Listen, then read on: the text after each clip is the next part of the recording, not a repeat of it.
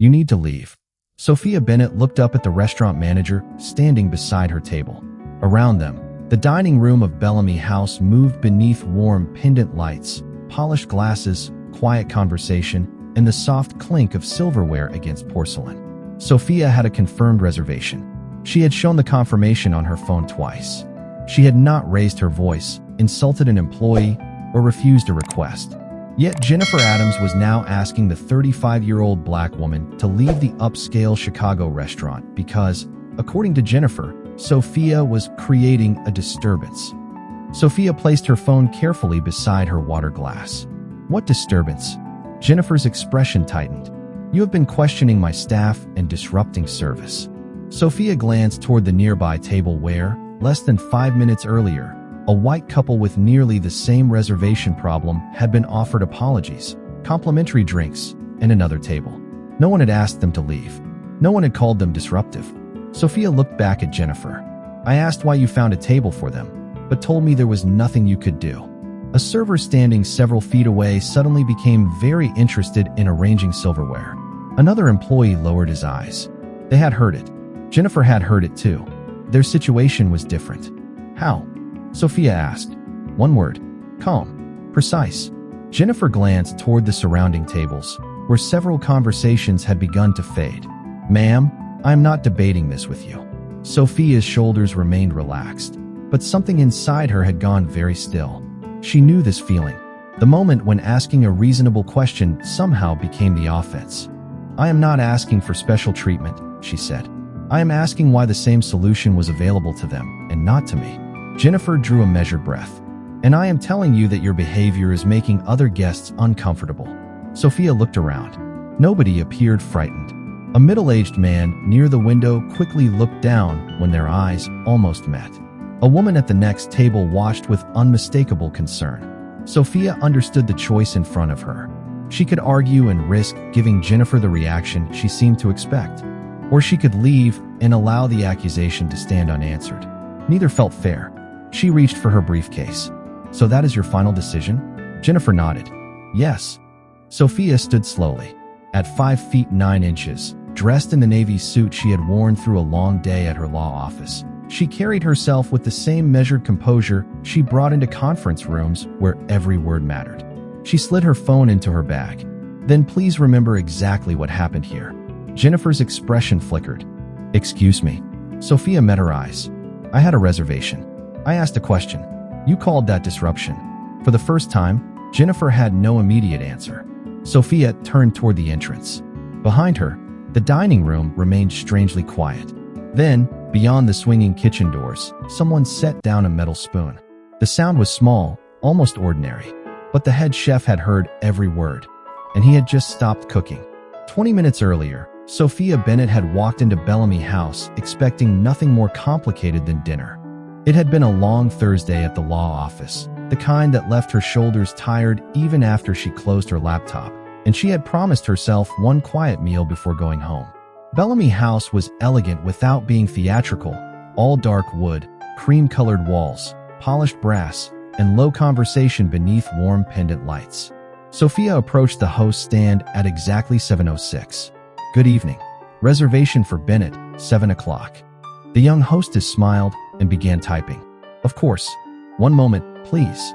Sophia waited, one hand resting lightly on the handle of her briefcase.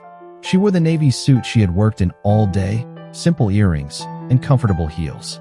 Nothing about her manner suggested urgency. After several seconds, the hostess frowned at the screen. I am sorry. I see your reservation, but it looks like the table assignment did not save correctly. That is all right, Sophia said. Is there another table available? The hostess looked toward the dining room. Several tables were occupied, but Sophia could see at least 2 empty settings near the windows. Let me check with my manager.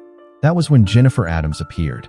She approached with the practiced expression of someone accustomed to solving problems quickly. What seems to be the issue? The hostess explained that Sophia had a confirmed reservation but no assigned table in the seating system. Jennifer looked at the screen, then at Sophia. Her eyes moved briefly to Sophia's briefcase, then back to her face. Do you have confirmation? Sophia unlocked her phone and showed the email. Jennifer studied it. This only confirms that a reservation request went through. Sophia glanced at the screen. It says confirmed. Jennifer did not answer that directly. Sometimes third-party systems make errors. I booked through your website. A small pause followed. Well, there still appears to be a problem. Sophia remained pleasant. I understand. I can wait if you need a few minutes. Jennifer looked toward the dining room. We are fully committed tonight. Sophia noticed the empty tables again, but she did not challenge the statement. How long would the wait be? I cannot guarantee anything. Sophia nodded slowly. Could I sit at the bar until something opens? Jennifer's expression changed almost imperceptibly. The bar is primarily for guests who already have seating arrangements. Sophia had spent enough years negotiating contracts to recognize language designed to end a conversation without technically saying no. Still, she gave Jennifer room to solve the problem. What would you recommend? You might have better luck somewhere else tonight. There it was. Sophia looked at the hostess. The young woman appeared uncomfortable, but before she could speak, the front door opened behind Sophia. A white couple entered, laughing softly as they shook the evening chill from their coats. The man approached the stand. Reservation for Wallace. The hostess checked the computer. Her expression tightened again. I am sorry, Mr. Wallace.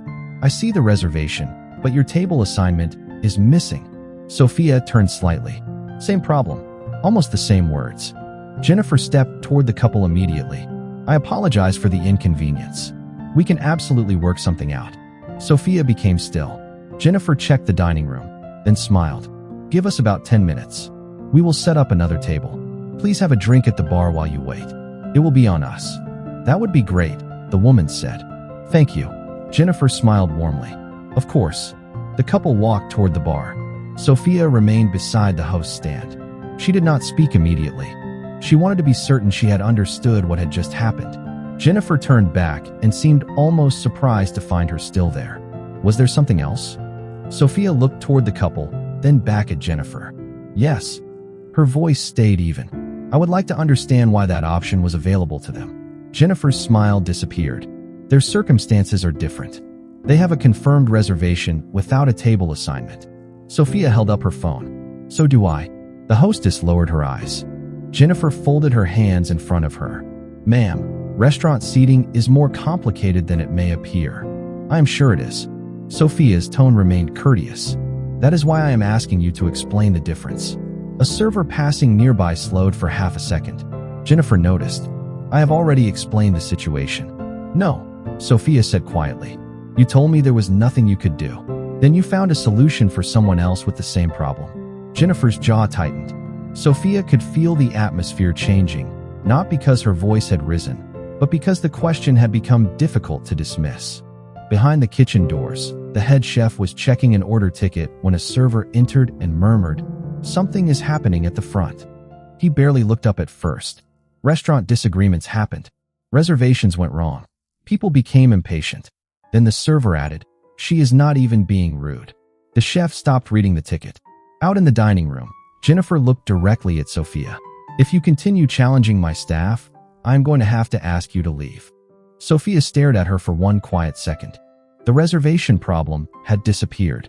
Now the problem, somehow, was Sophia herself. Sophia let Jennifer's warning settle between them. Challenging your staff? She asked. Jennifer kept her hands folded, her posture polished, her expression controlled. You have been given an explanation, and you continue questioning it. Sophia glanced toward the bar. The white couple was already seated with complimentary drinks, talking quietly while an employee prepared a table for them. Less than 20 feet separated Sophia from the solution she had been told did not exist. I asked one question, Sophia said. Why were they offered a place to wait and another table, while I was told to leave and try somewhere else? Jennifer's eyes flicked toward the couple. Their reservation circumstances are not the same. Then tell me what is different. Jennifer paused. Sophia waited. She had spent years listening to executives fill conference rooms with language designed to sound precise, while avoiding the only question that mattered. She knew what an answer sounded like. She also knew what avoidance sounded like. I do not discuss other guests' reservations, Jennifer finally said. I am not asking for their personal information. I am asking about your policy. The young hostess looked toward Jennifer, then quickly back at the computer. A server carrying 2 water glasses slowed near the host stand. Nobody interrupted. Jennifer's voice became firmer.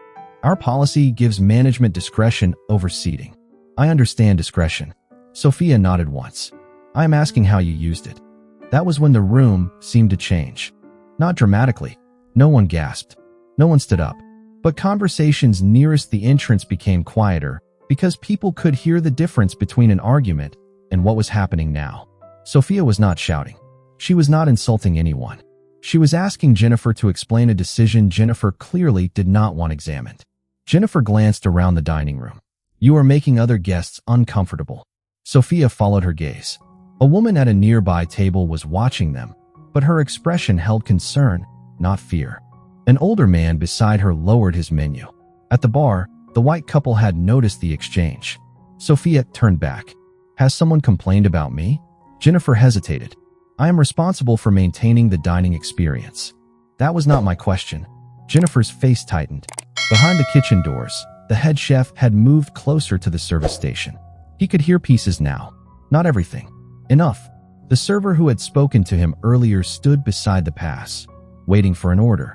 What happened before this? The chef asked quietly. Her reservation was in the system, but the table assignment was missing, and Jennifer said there was nothing available. The chef looked through the narrow window in the kitchen door. What about the couple at the bar? The server met his eyes. Same issue. The chef said nothing. Outside, Sophia picked up her phone and opened the confirmation email again. 7 o'clock. One guest. Confirmed directly through Bellamy House. She turned the screen toward Jennifer. If there is a policy I violated, tell me. If my reservation is invalid, show me. If there is genuinely no room, explain why another guest with the same problem was accommodated. Her voice softened. But please do not call me disruptive because I noticed the difference.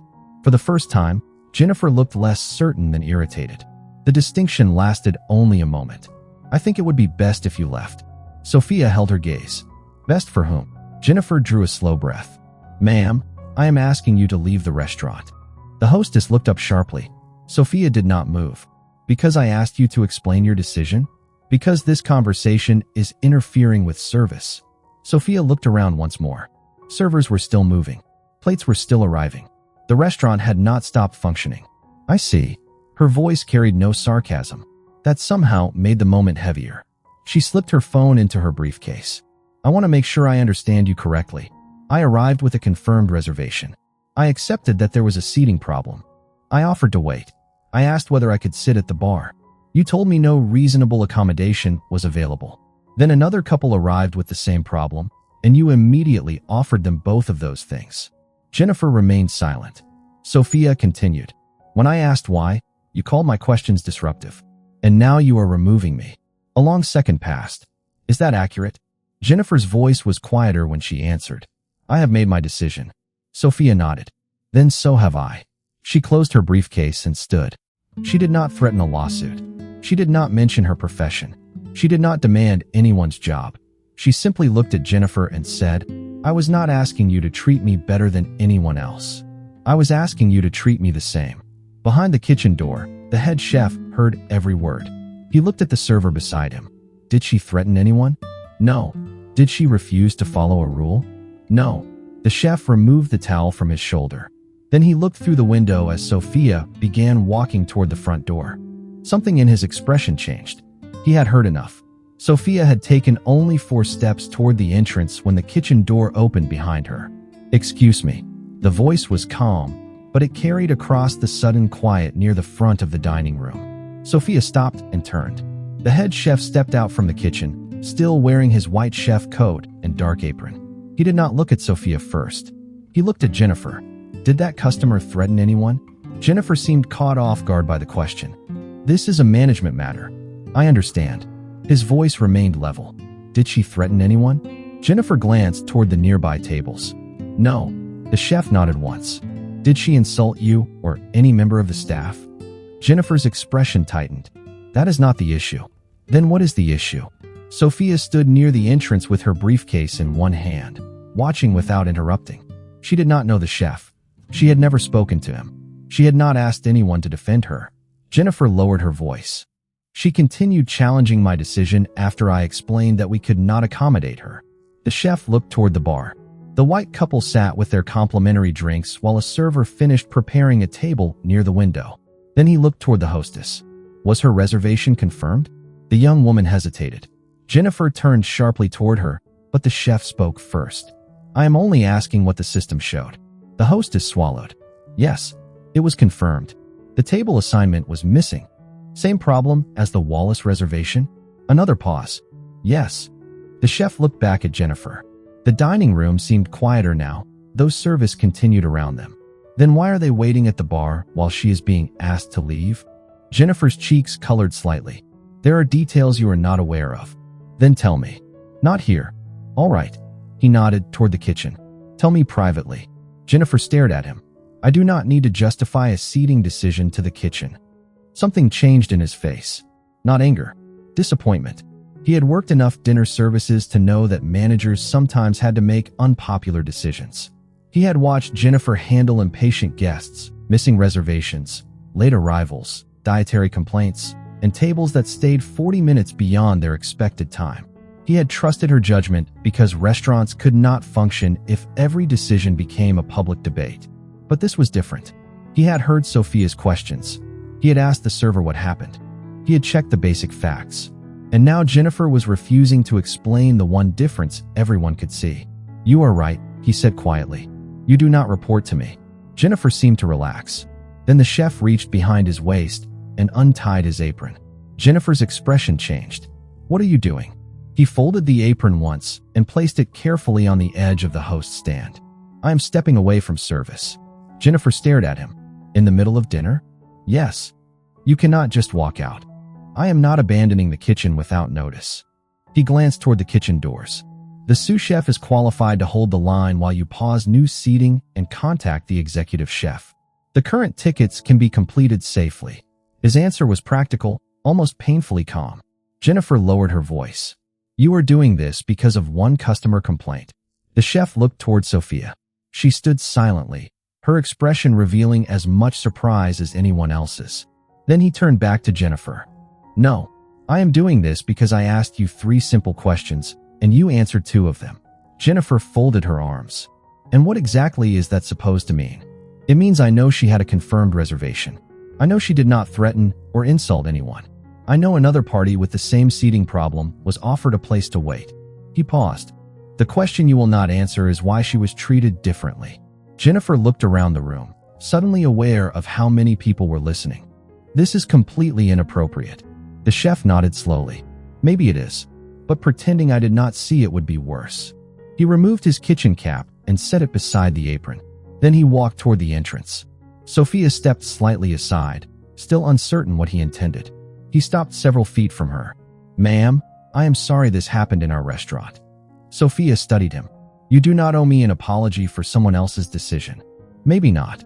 He glanced back toward the dining room. But I do have to decide what I do after seeing it. Jennifer's voice came from behind them. If you leave now, there will be consequences. The chef turned. I understand. No threat. No dramatic declaration. Just certainty. Then he opened the front door and held it for Sophia. She looked at Jennifer one last time. Jennifer stood beside the abandoned apron, surrounded by employees who had watched everything. Sophia stepped outside. A second later, the head chef walked out behind her. Inside Bellamy House, the door closed softly. Jennifer had expected Sophia's departure to end the problem. Instead, for the first time that evening, everyone in the restaurant was beginning to understand that it had only revealed it. For several seconds after the door closed, nobody inside Bellamy House seemed certain what to do next. Jennifer stood beside the host station, looking at the folded apron as though it had become evidence of something she had not expected anyone to challenge. Then the kitchen doors opened again. Jennifer, the sous chef, had stepped into the dining room. His voice was professional, but urgent. I need to know whether we are continuing full service. Jennifer straightened. Of course we are. He glanced toward the entrance, then back at her. I can finish the tickets already on the board, but I cannot run a full dining room, supervise every station, approve special requests, and manage new orders at the same pace by myself. Jennifer looked toward the occupied tables. You have a team. I do. And they are working. He kept his voice low, but he was coordinating the entire line. If we keep seating new parties like nothing changed, service quality will drop. Jennifer's first instinct was to refuse. Bellamy House did not pause dinner service. It did not tell arriving guests that the kitchen needed time. It certainly did not allow one employee walking out to reshape an entire evening. Then a server approached with 3 new tickets and quietly handed them to the sous chef. He looked down at them. 10 minutes, he said. Please, stop seating for 10 minutes. Jennifer looked toward the host stand. 3 parties were already waiting near the entrance. Fine, 10 minutes. The hostess nodded and immediately began explaining the delay to arriving guests. There was no chaos, no shouting, no dramatic collapse. Just a restaurant suddenly forced to slow down because the person who normally held dozens of moving pieces together was no longer in the kitchen. Jennifer picked up the chef's folded apron and carried it behind the host's stand. When she turned, the young server who had witnessed Sophia's reservation problem was still standing nearby. Do you need something? Jennifer asked. The server hesitated. I think we should document what happened. Jennifer stared at her. What happened is that a customer became dissatisfied with a seating decision. The server's expression tightened. That is not all that happened. Jennifer lowered her voice. Be careful. The server looked toward the dining room, then back at Jennifer. I am trying to be. The answer landed differently than Jennifer expected. She had the same reservation issue as the Wallace party. You do not know every detail. I was standing there. Jennifer said nothing. The server continued carefully. You told Ms. Bennett there was nowhere she could wait. Then you offered them the bar. You told her there was no table you could guarantee. Then you told them you would prepare one. Jennifer's face hardened. Are you accusing me of something? I am telling you what I saw. The server swallowed. And it is not the first time I have wondered why some guests get more patience than others. The words seemed to make the room around Jennifer smaller. Another server, passing with a tray, stopped. What do you mean? Jennifer asked. The first server looked uncomfortable now, but she did not retreat. Last month, there was a black family that arrived 12 minutes late.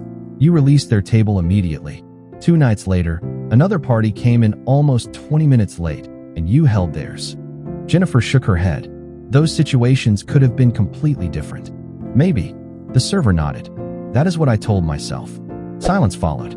Jennifer looked toward the bar. The Wallace couple had stopped drinking. The man leaned toward his wife and said something quietly. A moment later, they stood. The woman approached the host's stand. We are going to go somewhere else. Jennifer shifted instantly into professional mode. I am sorry about the delay. We should have your table ready shortly. The woman shook her head. It is not the delay. Jennifer's expression changed. The woman glanced toward the front door Sophia had walked through. We heard enough. She placed a few dollars beside the untouched complimentary drinks. We do not feel comfortable staying. They left without another word. Jennifer watched the door close. She had spent the evening telling herself she was protecting the dining experience. Now guests were leaving because of the way she had protected it. In the kitchen, the sous chef completed the existing orders while the hostess delayed new seating. Staff moved carefully, professionally, but something had shifted between them. People were no longer pretending they had not noticed. Jennifer reached for the reservation tablet and opened Sophia's booking again. Bennett, 7 o'clock. 1 guest. Confirmed. She opened the Wallace reservation. Wallace, 7:15. 2 guests. Confirmed. Both records carried the same system note beneath the table assignment field. Unassigned due to synchronization error. Jennifer stared at the screen. For the first time that evening, there was no customer standing in front of her to challenge, no chef asking questions, no employee forcing her to respond. There were only 2 reservations, and 2 very different decisions she had made. Outside Bellamy House, Sophia had made it halfway down the block before she heard the restaurant door open behind her. Ms. Bennett. She stopped beneath the warm lights spilling from a storefront and turned. The head chef was approaching. No apron now. Only his white chef coat and the tired expression of a man who understood that one decision could change an entire evening. He stopped several feet away, leaving her space. I wanted to apologize. Sophia studied him for a moment. You already apologized inside. That was for what happened. This is for working there long enough to wonder whether I should have noticed something sooner. Sophia's expression softened, but only slightly. You cannot see every decision a manager makes. Maybe not, but staff notice patterns. He glanced back toward the restaurant. Sometimes we notice them and explain them away because dinner service is busy, Because there are 100 things happening. Because questioning someone in charge makes the night harder. Sophia understood that kind of silence. It existed in offices too. Not always because people agreed with what was happening, but because speaking carried a cost. You walked out, she said. That is not silence. The chef gave a small, humorless smile. I'm not sure whether it was brave or just overdue. Sophia looked through the restaurant windows. From outside, Bellamy House still appeared elegant and peaceful. Diners sat beneath warm lights.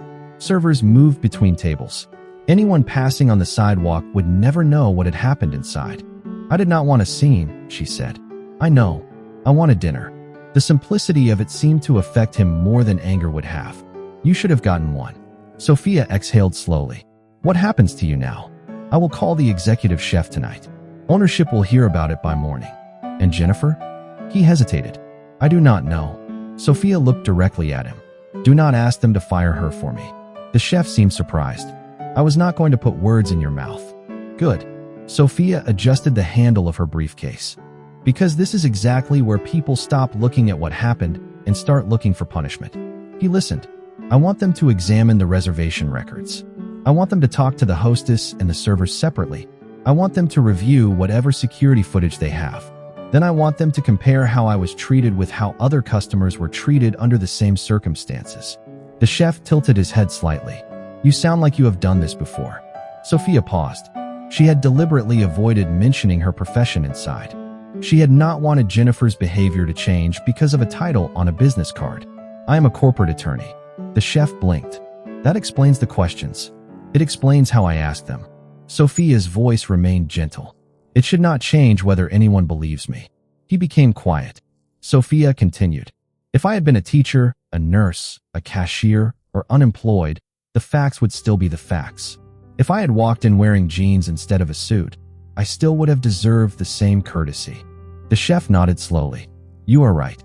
My profession should not be the reason anyone decides I was worth listening to. For a few seconds, the sounds of Chicago moved around them. Passing cars, distant conversation, footsteps against the sidewalk. Then the chef reached into his pocket and took out his phone. Would you be willing to give me your contact information? Only so ownership can reach you directly, if you are comfortable with that. Sophia considered it. Yes. She gave him her number.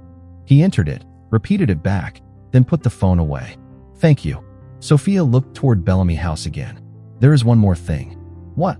If they investigate, tell them not to begin with the question of whether Jennifer intended to discriminate against me. The chef frowned slightly. Why? Because intention is the easiest place to hide. Sophia's eyes remained on the windows. Start with what she did. Who received patients? Who received alternatives? Who was considered difficult? Then ask whether there is a pattern. The chef absorbed that. And if there is? Sophia finally looked at him. Then they have something they can actually fix. The restaurant door opened again in the distance. A staff member stepped outside, saw the chef, and raised a hand. They need you on the phone. Executive chef. The chef nodded, then turned back to Sophia. I should take that. You should. He started toward the restaurant, then stopped. Ms. Bennett, for whatever it is worth, I am glad you asked the question. Sophia gave him a tired smile. I wish the question had not been necessary. He returned to Bellamy House. Sophia remained on the sidewalk for another moment before walking toward the parking garage. She was still hungry, still disappointed, still carrying the quiet exhaustion that comes when dignity has to be defended in a place where it should have been assumed. But inside the restaurant, a phone call was beginning. Reservation records were still open on a screen, and employees who had once explained away what they noticed were finally preparing to say it out loud. By 9:30 the next morning, the private dining room at Bellamy House no longer looked like a place designed for celebrations. The tables had been cleared except for 3 laptops, printed reservation records, employee statements, and a legal pad belonging to the restaurant group's director of operations. Jennifer sat at one end of the table. The executive chef sat across from her, while the head chef remained several chairs away. Nobody had come to argue. They had come to establish what happened. Start with the reservations, the director said. The operations coordinator turned her laptop around. Sophia Bennett had a confirmed 7 o'clock reservation for 1. The system failed to assign a table during synchronization. She opened another record. The Wallace party had a confirmed 7:15 reservation for 2. Same synchronization error. Jennifer leaned forward. The dining room conditions were different when they arrived. By approximately 9 minutes, the coordinator said. That is why we reviewed the seating log. Another screen appeared. There were 2 tables available when Ms. Bennett arrived. One required resetting. The other was being held temporarily because a party had called to say they were running late. Jennifer folded her hands. Exactly. We were managing capacity. The director nodded. Then what changed before the Wallace party arrived? Jennifer opened her mouth, but the coordinator answered first. The late party canceled. That opened 1 table. Jennifer exhaled. There. That explains it. The head chef remained silent. The director did not. It explains why another table became available. It does not explain why Ms. Bennett was denied the option to wait. Jennifer's expression tightened. The bar was busy. The coordinator checked another record. There were 6 open bar seats when Ms. Bennett asked. There were 4 when the Wallace party was offered seats. Silence settled over the room. The director turned to the employee statements. We interviewed the hostess and 4 servers separately. Their accounts are consistent. Ms. Bennett remained calm. She did not threaten anyone, insult anyone, block service, or refuse an instruction. Jennifer looked toward the head chef. She continued questioning me in front of guests. That is true, the director said. The question is whether questioning an inconsistent decision justified removing her. Jennifer looked down. The security footage provided no audio, but it did not need to. On the screen, Sophia stood quietly at the host station. Jennifer spoke to her. Sophia showed her phone. Several minutes later, the Wallace couple arrived. Jennifer's posture changed as she greeted them. The couple was directed toward the bar. Sophia waited. Then she approached Jennifer again. Her hands remained at her sides. Her movements were measured. At no point did the footage show the disturbance Jennifer had described. The director paused the video. We also reviewed previous incidents mentioned by staff. Jennifer looked up sharply. Previous incidents? A server had described the black family whose table was released after they arrived 12 minutes late. Records confirmed it. Another employee remembered a white party arriving 19 minutes late 2 evenings afterward. Their table had been held. A hostess described 2 occasions when black guests in casual clothing were asked to verify reservations more than once, while other guests were not. None of the incidents alone proved what Jennifer believed about anyone. Together, they raised a harder question about how discretion had been applied. I never used race to make a seating decision, Jennifer said. Her voice had lost its earlier certainty. The director regarded her carefully. Nobody here can read your mind. That is not what we are trying to do. He tapped the reservation records. We can examine behavior. We can examine patterns. We can examine whether comparable guests received comparable treatment. The head chef finally spoke. That is what Ms. Bennett said last night. Jennifer looked at him. What? She said not to begin by asking what you intended. She said to begin with what happened. Jennifer's eyes shifted toward the frozen security image of Sophia standing at the host station. For the first time, she was seeing the evening without the pressure of managing it, without the irritation of being questioned, without the need to prove that her first decision had been correct. She saw Sophia waiting. She saw herself refusing the bar. She saw the Wallace couple being welcomed there minutes later. Then she saw Sophia ask why. I thought she was challenging my authority, Jennifer said quietly. The director leaned back. Maybe she was challenging your decision. Jennifer did not respond. The distinction seemed to reach somewhere deeper than accusation could have. The director closed one folder. We are not finished. We will review additional records, and we will speak with Ms. Bennett if she agrees. Until then, you will not manage the floor. Jennifer looked startled, then nodded. No public humiliation. No dramatic firing. Just accountability, documented carefully and placed where excuses could no longer carry it away. Across the city, Sophia's phone began to ring. She looked at the unfamiliar number for a moment before answering. Sophia Bennett speaking. A calm voice introduced himself as the restaurant group's director of operations. Then he said the words she had not expected to hear so soon. Ms. Bennett, we reviewed the records. We would like to listen to your account directly. Sophia became still. All right, she said. Then let us start with what happened. Sophia told the director exactly what she had told the head chef the night before. Do not begin with what anyone intended. Begin with what happened. He listened without interrupting as she described arriving at Bellamy House, showing her confirmed reservation, offering to wait, asking for a seat at the bar, and being told there was no reasonable way to accommodate her.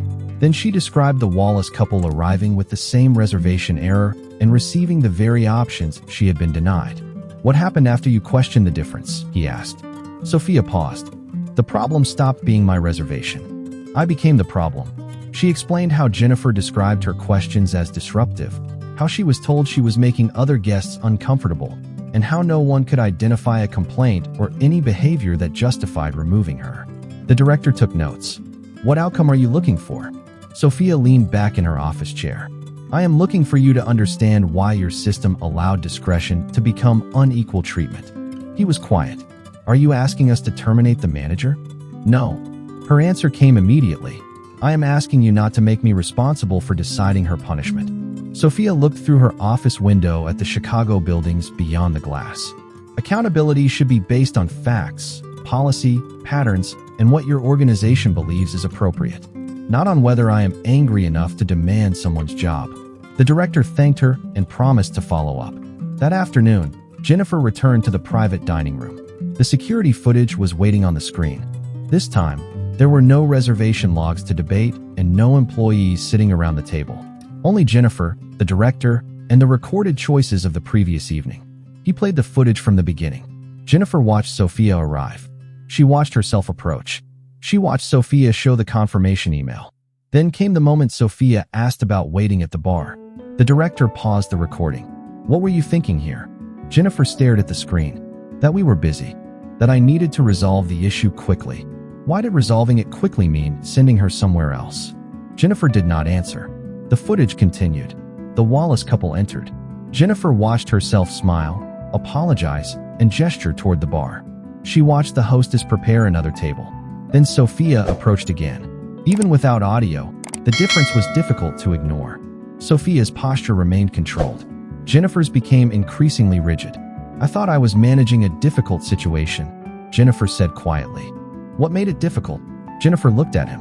She would not accept my answer. "Was the answer consistent with what you did 9 minutes later?" Jennifer's eyes returned to the screen. "No." The word was barely above a whisper. The director allowed the silence to remain. Jennifer rubbed her thumb against the edge of her notebook. "I did not wake up yesterday deciding I was going to treat a black customer differently. I believe you." Jennifer looked surprised. He continued, "But that does not erase the possibility that bias affected how quickly you judged one person as difficult and another as deserving patience." Jennifer looked down. The statement did not offer her the protection of being called innocent or the simplicity of being called cruel. It required something harder. Reflection. "What did Ms. Bennett say?" she asked. "She asked us to examine behavior before intention." Jennifer closed her eyes for a moment. "She still did that after what happened?" "Yes." The director opened his notebook. "She also declined to recommend that you be fired." Jennifer looked up. Whatever she had expected, it was not that. "Why?" "You would have to ask her." 2 days later, Sophia agreed to a private meeting. She entered Bellamy House in daylight, when the restaurant was closed between lunch preparation and evening service. Jennifer waited near the same host stand. There were no customers watching. No staff gathered around. The head chef remained elsewhere in the building. This conversation belonged to them. "Ms. Bennett," Jennifer said. "Thank you for coming." Sophia nodded. Jennifer took a breath. "I have spent 2 days trying to explain my decisions to myself." Sophia waited. "I kept saying I was protecting the dining experience. I kept saying you were challenging my authority." Jennifer's voice tightened slightly. Then I watched the footage. Sophia's expression remained steady. "And I watched myself give another party patience I did not give you." Jennifer swallowed. "I watched you ask me why, and I treated the question as the offense." Sophia let the silence sit between them. Jennifer continued, "I cannot tell you exactly what was happening in my mind in every second, but I can tell you that the outcome was unequal, and I was responsible for it." Sophia looked at her for a long moment. "That is closer to an apology than explaining what you meant." Jennifer nodded. "Then let me say it without explaining." She met Sophia's eyes. "I treated you unfairly. I am sorry." Sophia's face softened, but she did not rush to relieve Jennifer's discomfort. "Do you know what hurt most?" Jennifer shook her head. Sophia answered quietly, "You decided I was difficult before you listened to me." Jennifer's eyes lowered. There was nothing to argue with now. No policy to hide behind. No crowded dining room to manage. just the consequence of a judgment made too quickly. After several seconds, Jennifer looked up again. I understand. Sophia gave a small nod. Then make sure the next person does not have to explain it. 3 weeks later, Sophia returned to Bellamy House at 7 o'clock. This time, there was no uncertainty at the host's stand. No manager studying her as though she needed to prove why she belonged there. No uncomfortable silence waiting behind a simple request. Jennifer was already standing near the entrance when Sophia walked in, dressed professionally, her posture composed but noticeably different from the woman Sophia remembered. Good evening, Ms. Bennett. Sophia met her eyes. Good evening. Jennifer glanced toward the dining room. Your table is ready. Sophia followed her past the bar and toward a quiet table beside the window. Nothing about it was extravagant. There were no flowers arranged for publicity, no complimentary bottle waiting beside the glassware, no employees gathered to witness a carefully staged reconciliation. It was simply a table, prepared exactly as every other table had been prepared. That mattered more than Jennifer probably realized. Sophia placed her briefcase beside her chair. Thank you. Jennifer hesitated. Before I leave you to dinner, there are a few things I thought you should know. Sophia remained standing. All right. Jennifer explained that Bellamy House had changed its reservation escalation policy. When a confirmed reservation was affected by a system error, staff now followed the same documented sequence of options for every guest. Verify the booking, check available seating, offer a reasonable waiting area when possible, and involve a second manager before asking a guest to leave over a dispute. Management decisions involving removal would also require written documentation after service. And the staff? Sophia asked. We completed additional training, Jennifer said. Not just about discrimination, about discretion, about how quickly assumptions can become decisions when nobody stops to examine them. Sophia nodded slowly. That sounds useful. Jennifer looked toward the kitchen. The head chef came back last week. Sophia followed her gaze. Through the service opening, she could see him checking plates beneath the warm kitchen lights. What changed his mind? He told ownership he would return if they treated what happened as a system problem instead of one uncomfortable evening. Jennifer gave a small, restrained smile. They listened. At that moment, the chef glanced toward the dining room and noticed Sophia. His expression brightened. He did not abandon his station or turn the moment into a performance. He simply raised one hand in greeting. Sophia smiled and returned the gesture. Jennifer watched the exchange. He also made me promise something. What was that? That I would never ask him to ignore what he sees because it falls outside the kitchen. Sophia almost smiled. That sounds like him. Jennifer looked down for a moment. I am still managing here, but I am not managing the floor alone right now. The company placed me under a development plan, and another senior manager reviews certain decisions with me. There was no resentment in her voice, only discomfort that she seemed willing to carry. I wanted you to know because you told me to make sure the next person would not have to explain what you explained. Sophia pulled out her chair but did not sit yet. Policies help, but, Jennifer asked, policies only matter if people use them when they are tired, busy, irritated, or certain they are right. Jennifer absorbed that. I know. Sophia studied her face. Do you? Jennifer took a breath. I am learning. That answer was imperfect. Sophia trusted it more because of that.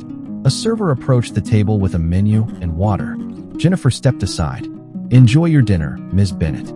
Sophia looked at the chair, the menu, and the window overlooking the evening traffic outside. Then she looked back at Jennifer. Thank you, Jennifer. It was not forgiveness wrapped neatly in a bow.